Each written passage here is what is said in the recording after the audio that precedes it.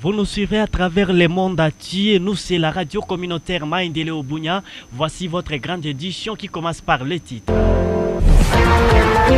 À la une de cette édition, Madame Messieurs, Thomas Lubanga ne cesse d'endeuiller quelques régions lacustres. L'armée nationale congolaise n'a pas gardé son silence pour interpeller Sankosias. L'Union des associations culturelles pour le développement de l'Ituri, Inadi à sigle, organise depuis ce lundi 3 mars une activité dénommée Dialogue aux Ituriens. Les détails vous arrivent. Mais aussi, on va vous parler de l'éducation dans cette édition des nouvelles réunies ce dimanche 10 mars 2025 à Drodro et Boulé, les terres syndicales de l'éducation nationale et nouvelle citoyenneté des enseignants de la sous-division Ituri 1. Les détails vous arrivent. Tels sont les titres choisis parmi tant d'autres qui font l'ossature de cette grande édition vespérale. Madame, Messieurs, je vous attends au détail. Ce journal vous est présenté par Denis Maki. Il s'appelle Jassi Rumbata pour sa manière technique, la réalisation de Sissilema, les youtubeurs. Je l'ai dit, au sommaire de cette édition, que les forces armées de la République démocratique du Congo occupent désormais, depuis ce matin, lundi 3 mars 2025, la localité Nyamamba, après 3 jours de combat avec la milice CRP de Thomas Lubanga, ancien prisonnier de la CPI.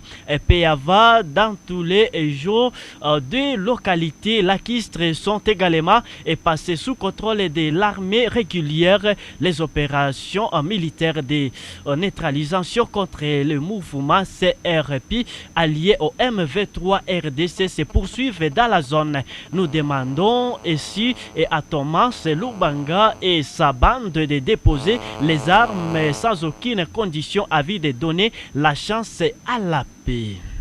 Mais aussi, Madame, Messieurs, l'Union des associations culturelles pour le développement de l'Ituri, Inadi en sigle, organise depuis ce lundi 3 mars une activité dénommée Dialogue aux Ituriens. Dans la salle polyvalente de Rema Plaza, les députés provinciaux, les délégués des gouvernements provinciaux, la société civile, les membres de différentes communautés prennent part à cette activité. C'est ici donc prenant la parole Maître Michel, président de cette association qui regroupe les 21 communautés de l'Ituri, a décrié la persistance de l'insécurité dans cette partie. Voici son discours lors de l'ouverture. J'allais commencer le mot d'aujourd'hui par dire que nous devrions nous lever pour observer une minute de silence.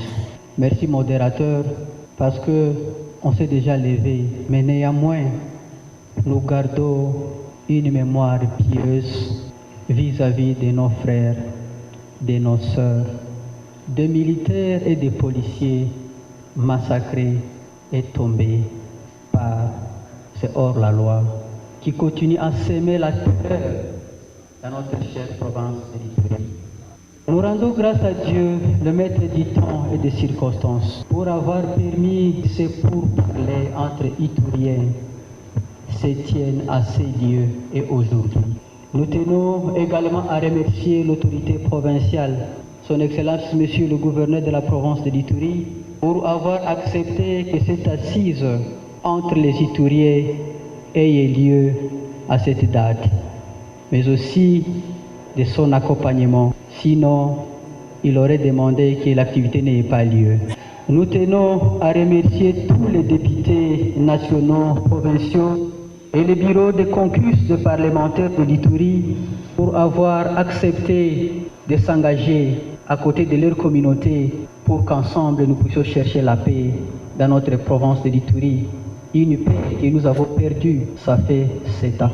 En plus, nous tenons à remercier sincèrement le président des communautés et leur comité directeur pour avoir accepté volontairement cette initiative de paix. En plus, nous saluons la présence de tout et chacun ici présent, preuve d'une détermination collective pour la recherche de la paix et la province de l'Ituri que notre population a marqué, ça fait 7 ans. Pendant 7 ans, alors que l'activité était en cours, la communauté Inte s'est retirée de cette initiative, pourtant pour la recherche de la paix. Et Claude Ngadjolé, son président, est ici et il explique les motifs de leur retrait. On l'écoute. Je pense que nous devons travailler d'arrache-pied et durement pour notre peuple. Nous ne devons pas faire les choses si superficiellement. Pourquoi venir et quitter la salle? Ça frise quoi comme ça, président? C'est une recommandation, c'est une position de tout le peuple. Ce n'est pas le président, ce n'est pas le directoire, c'est le peuple, comme vous avez entendu. À une grande rencontre, il a donné sa position. Je pense que nous n'avons pas assez de commentaires. C'est ça notre position, parce que nous sommes censés respecter le peuple que nous représentons. Je crois, messieurs les journalistes, nous ne nous soustrayons pas. Nous avons dit que dans le format actuel, nous nous retirons, mais nous sommes là pour la paix. Si vous avez bien lu, je crois que mon secrétaire va passer notre position. Vous allez lire, nous soutenons la paix et nous voulons bien, mais nous voulons que ça soit fait dans l'ordre et pour qu'une paix soit véritablement en Ituri. Par cette action, qu'est-ce que la population iturienne peut comprendre? Ce qu'elle peut comprendre, c'est que le peuple aime, cherche la paix durable, madame. Nous pensons que ce qui est important, c'est de travailler pour la paix. Et travailler pour la paix, ça demande beaucoup d'atouts. Et nous avons examiné, nous avons pesé et nous nous assumons pour que ça soit bien fait. Nous l'avons dit, nous ne sommes pas fatigués, nous sommes là, mais nous voulons que ça soit bien fait. Avec beaucoup de surprises, madame, ici, la communauté Mambisa, par le biais de son président Jean-Paul Longiringa, déclare forfait et emboîte les pas de la communauté était dans sa chute. On l'écoute. Le nom c'est Jean-Paul Longiringa Dino, président de la communauté Mambisa. Mambisa a claqué la porte, dites-nous c'est quoi? Nous n'avons pas claqué à la porte. Nous sommes venus au dialogue, échanger iturien autour des questions de l'Ituri. Mais sur terrain, dans la salle de rencontre, nous avons constaté que ET a claqué à la porte.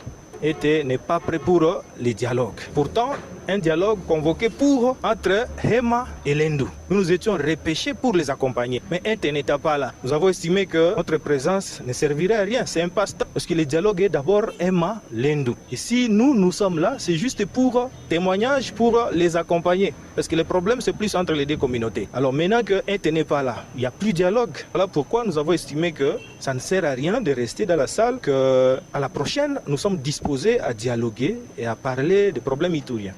RCM FM, ligne éditoriale, la promotion de la paix pour le développement. www.mandeleobunia.net. Radio communautaire Mandeleo, les top des médias, les informations en ligne.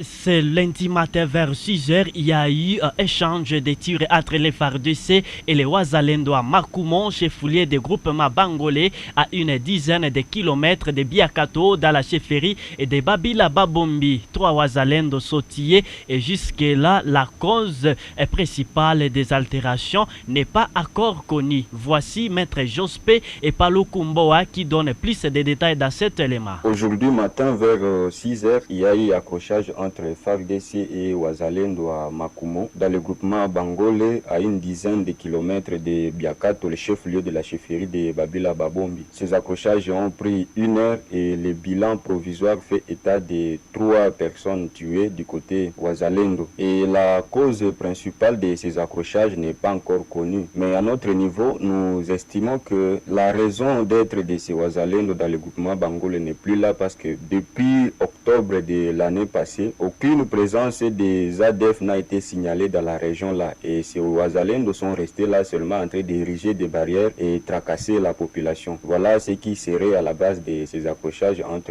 FARDC et Wazalendo. Et toujours dans ce même cadre, d'après l'acteur politique Salemeni, Bita Palé, le bilan aussi est toujours des 3 morts.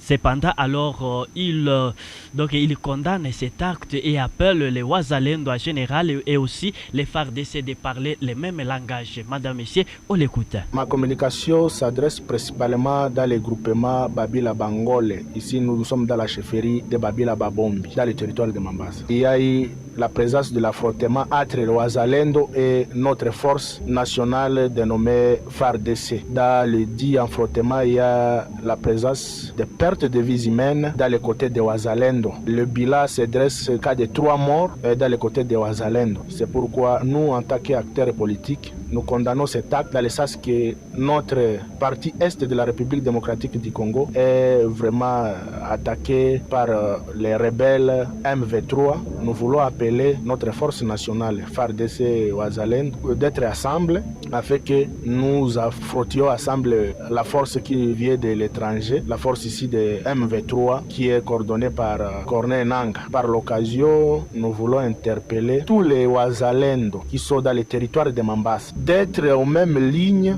au même front avec notre force FARDC afin de combattre cette situation qui se fait voir déjà dans notre partie est de la République démocratique du Congo. Le vice-ministre de la Défense nationale et ancien combattant Sami Adubango Aoto a interpellé la conscience de la jeunesse congolaise face à l'agression rwandaise. C'était le week-end dernier lors du lancement de la campagne des veilles patriotiques à Kinshasa. Pour cet élu du territoire de Mahagi, cette guerre injuste est posée par les Rwandais en RDC a permis de discerner les vrais patriotes des faux. Il est ici au micro de votre radio. Aujourd'hui, les jeunes Congolais ou la jeunesse congolaise se laissent instrumentaliser, manipuler et balancer de fausses informations pour déstabiliser même la psychologie des citoyens congolais. Avec l'avancée de cette fameuse rébellion, nous avons découvert l'image, la figure, le visage, qu'est-ce que les hommes politiques du Congo.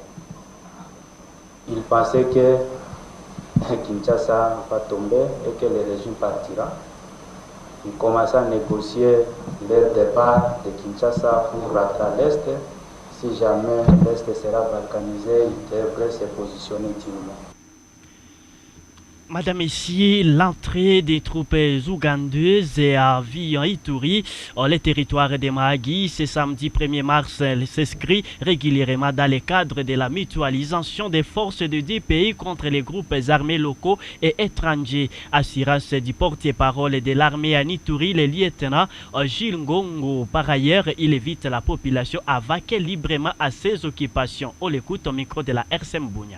Oui, nous confirmons l'entrée officielle dans un cadre légal qui s'inscrit dans l'optique de mutualisation de forces, une volonté de leurs excellences, président Museveni de l'Ouganda et le président Tshisekedi de la RDC, où aujourd'hui nous avons assisté à l'entrée officielle des UPDF dans ces cadres légaux, comme ça a été à Boga, à Borassi et la semaine qui était passée en ville de Bunia. Et donc c'est dans ces cadres-là. Nous demandons à la population de vaguer librement dans leurs occupations, de ne pas paniquer. Et vous les avez vus, ils ont été encadrés, escortés, accompagnés par les forces de défense et de sécurité de la RDC.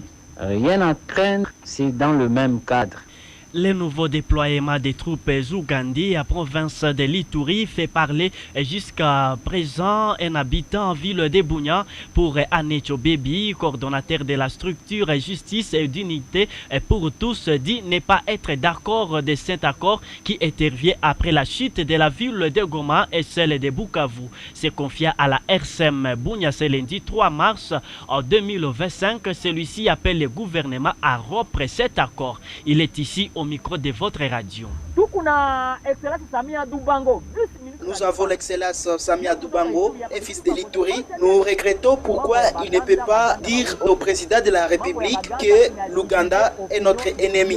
Ce qu'il faut savoir, la question des troupes ougandaises sur le sol congolais divise l'opinion iturienne. À se rappelant des événements passés, pour l'heure, la population vit la peur au ventre. C'est vraiment incompréhensible de voir après la chute de la ville de Goma et aujourd'hui on parle de l'arrivée des troupes ougandaises. Pour quel motif? Notre gouvernement doit être vigilant parce que la venue des troupes ougandaises sur le sol congolais était après les tweets controversés du général Muhoozi Kainerugaba qui est fils de Yoweri Kaguta Museveni. Comment comprendre après ces tweets, les UPDF ont signé leur présence ici à Ituri. Lui disait qu'il va attaquer la ville de Bunia. Et comme cela ne suffisait pas, il a d'ailleurs déclaré sur la radio France Internationale qu'il va certainement attaquer l'Ituri. Il a aussi déclaré qu'il vient protéger le peuple venu de l'Ouganda. Nous ne savons pas quelle tribu ici en province de l'Ituri s'exprime dans la langue ougandaise. D'ailleurs, l'INADI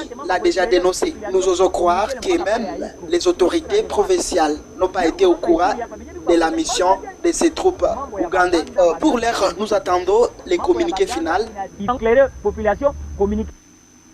Dans le cadre de soutenir les efforts de guerre, une campagne de récolte de dos est organisée à Ville de Béni pour les militaires FARDC au front contre les rebelles envahisseurs AFC et ses alliés. C'est sous l'initiative du service des genres, familles et AFA à l'occasion de la célébration de la journée dédiée aux femmes et filles le 8 mars prochain. C'était un reportage signé la reine Aminata Kitambala depuis la région. Le service des genres, familles et enfants à Ville de Béni vient de lancer la campagne de récolte des vivres et autres nécessaires en faveur des militaires loyalistes FARDC Wazalendo qui sont au front contre les rebelles terroristes de l'AFC M23. Selon Madame Ruth Sabouni, responsable de ce service, c'est dans le cadre de répondre à l'appel du gouvernement qui souhaite que la célébration du 8 mars 2025 s'aligne aux efforts de guerre. Selon les messages du gouvernement, la célébration du 8 mars pour cette année devrait s'aligner aux efforts de guerre. Personne n'est sans ignorer le contexte dans lequel nous vivons. C'est pourquoi au niveau de Béni, nous allons collecter quelque chose pour appuyer nos FARDC qui sont sur la ligne de front. À part ça, il y aura maintenant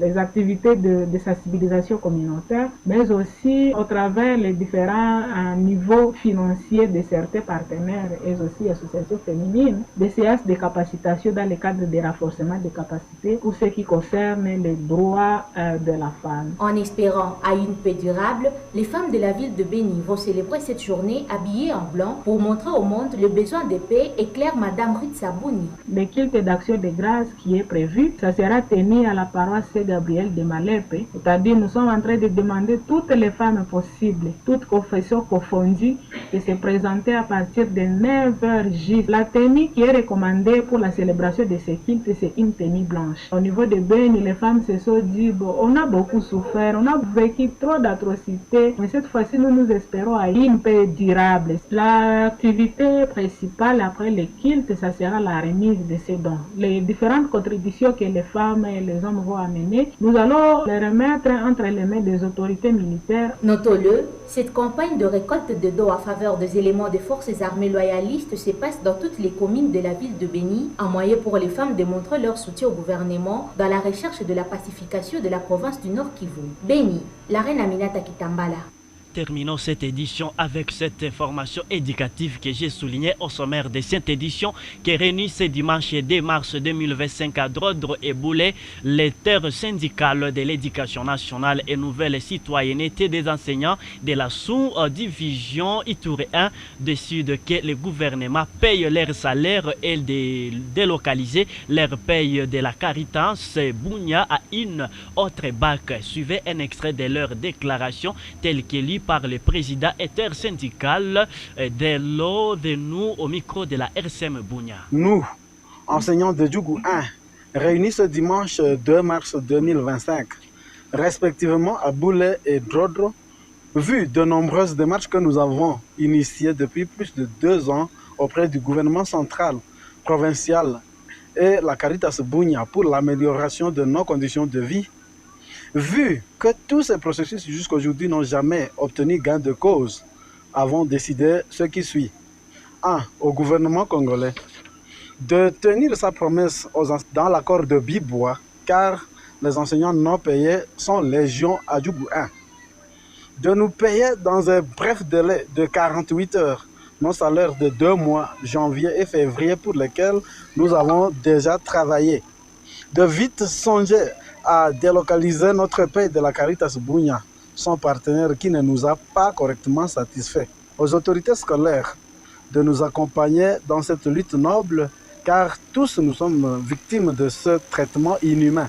De ne pas intimider qui que ce soit, car l'enseignant de Djougou a assez enduré. Aux enseignants de vaquer autrement pour leur survie jusqu'au jour où leur revendication sera prise en considération dès ce mercredi 5 mars 2025. Aux parents de garder leurs enfants à la maison et attendre le communiqué officiel pour leur rentrée. Faites à Boulet et Drodro le 2 mars 2025. De cette grande édition vespérale, vous nous suivrez à partir de la France, de la Belgique, pourquoi pas partout dans le monde entier à travers notre chaîne YouTube, mais aussi notre page Facebook. Madame, Messieurs, voici encore les rappels du titre pour ceux qui nous ont suivis à cours des diffusions. Thomas Lubanga, naissance d'Andeye, quelques régions lacustres. L'armée n'a pas gardé son silence pour interpeller Sakosias. L'Union des associations culturelles pour le développement de l'Ituri Nadi organise depuis ce lundi 3 mars une activité dénommée Dialogue aux Ituriens. Maendeleo FM.